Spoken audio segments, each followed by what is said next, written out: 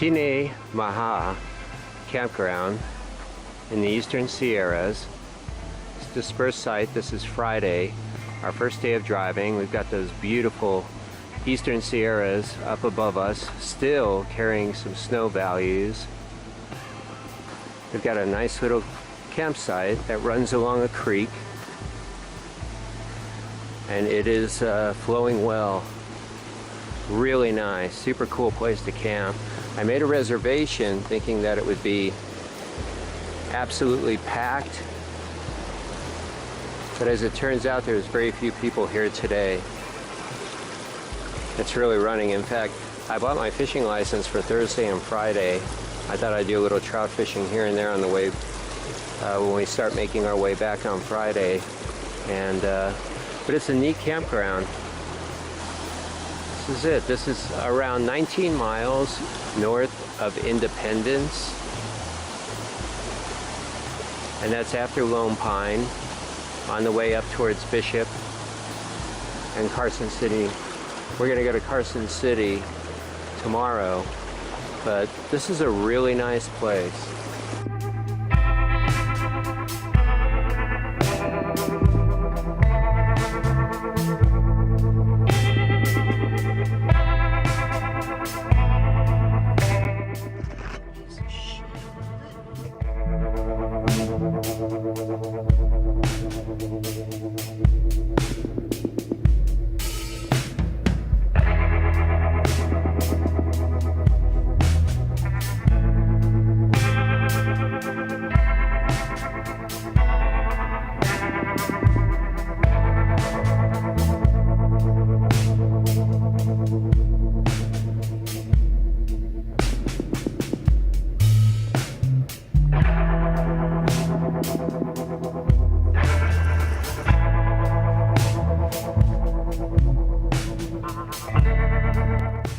So we're moving down the 88 right now from Carson City to Roaring Camp.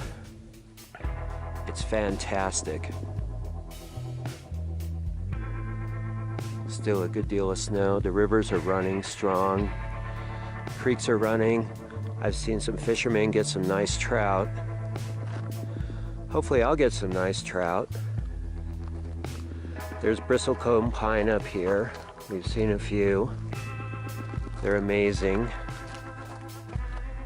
And right now we're at a point in the Pacific Crest Trail. We just pulled over for a break, and we'll go ahead and head the rest of the way down.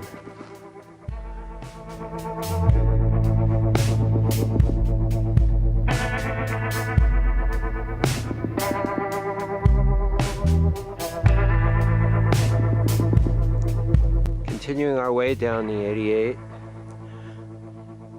I got my fishing license for Thursday, Friday, but it's Sunday.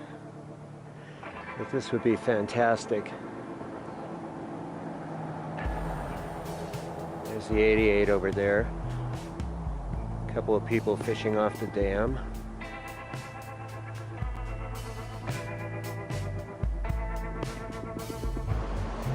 Well, we've arrived, and we're gonna head down shortly, and we'll start prospecting and having a look around.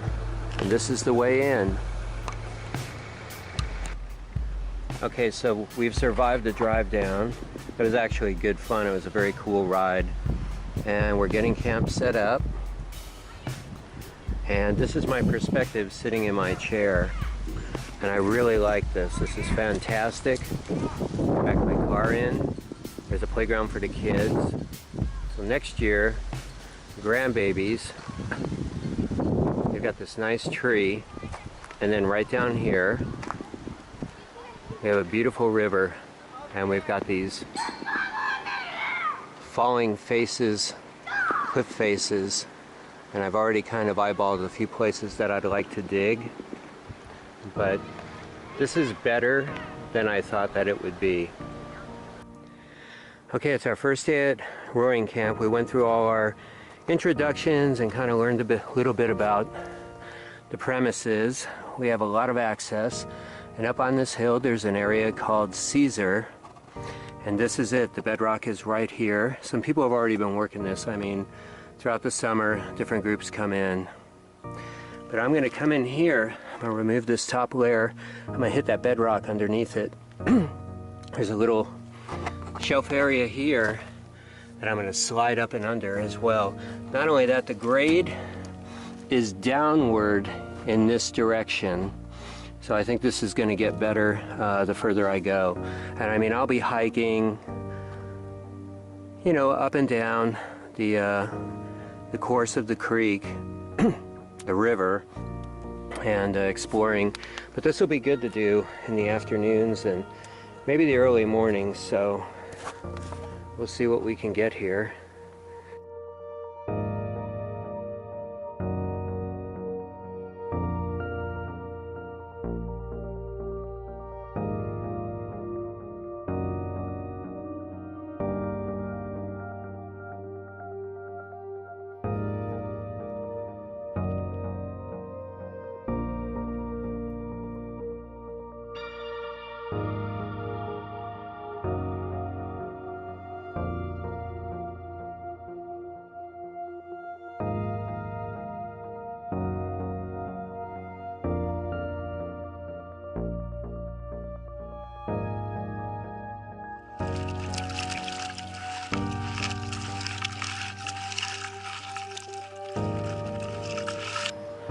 Well, it's the beginning of our first full day. I did a couple of buckets yesterday, and I've already got a couple of new ones from a different spot. Just some very small gold out of the first 2 buckets, but hopefully these will be a little different.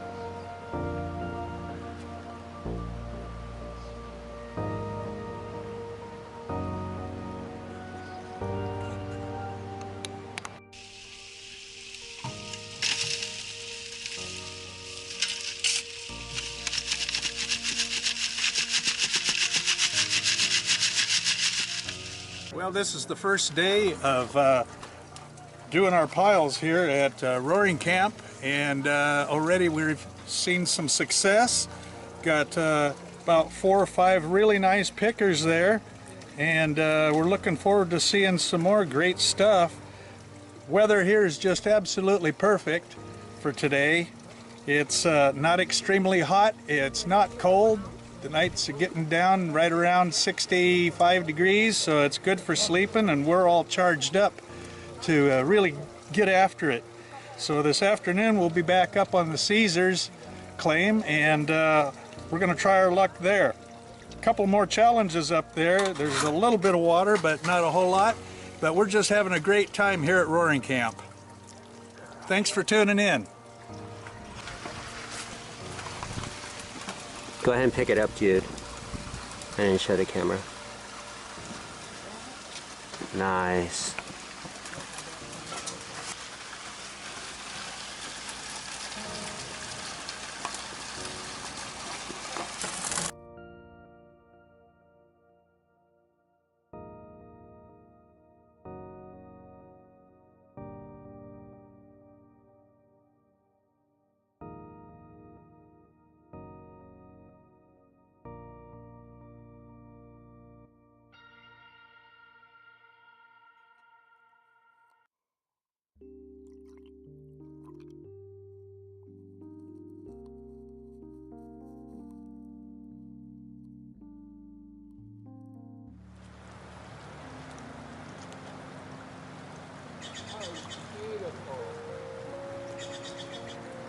Oh my goodness.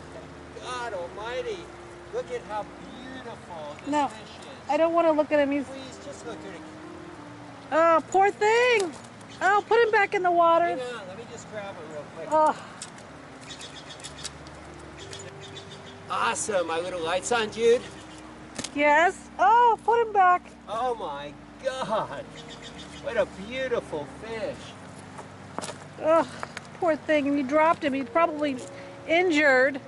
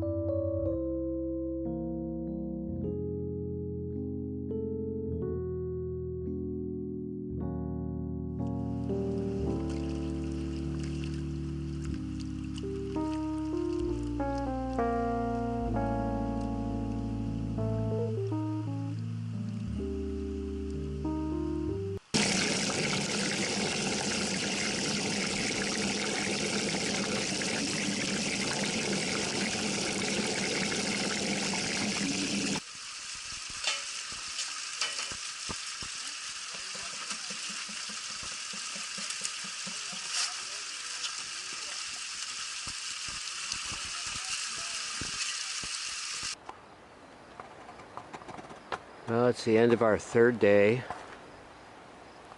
and it really couldn't be any better. I've caught some wild rainbows out of the river. I've caught some wild gold out of the same river area. Because it was my first time here, they have a pile of dirt and use their whiz bang, as they like to call it, and God, it's just beautiful here. This is a great place and we've really had a good time.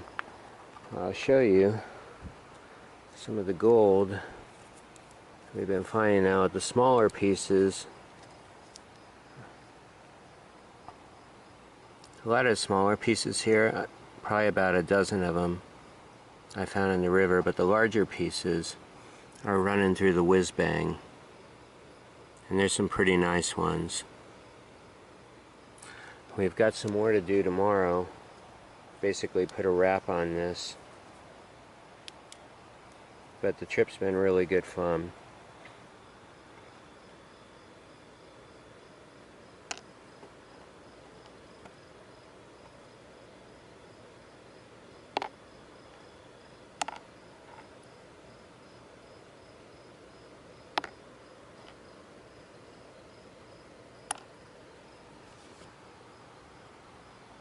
If you get the opportunity, support these people. I did the 4-day tent trip, and it's been worth it. And we've got a full day tomorrow, so we'll see how we do. Okay, this is the tree in our campsite, and I just did an approximation of the girth. I had some hemp twine, wrapped it around the, got a base measurement, and just guesstimated by basically footing it off. And I wear a size 11.5 boot, and it came out to be 14 feet in girth. This tree is probably easily 200 years old.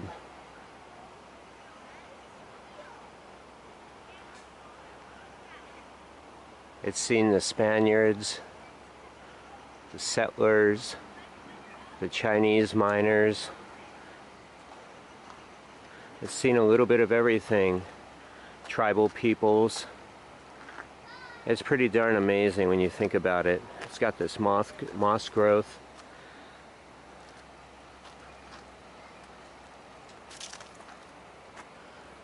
It really is beautiful. Boy, I'll tell you, if these trees, because I come across them, you know, regularly, just amazing trees. Imagine if they could tell you everything that's, you know, come to pass in this area, because they've seen it all. Pretty neat stuff.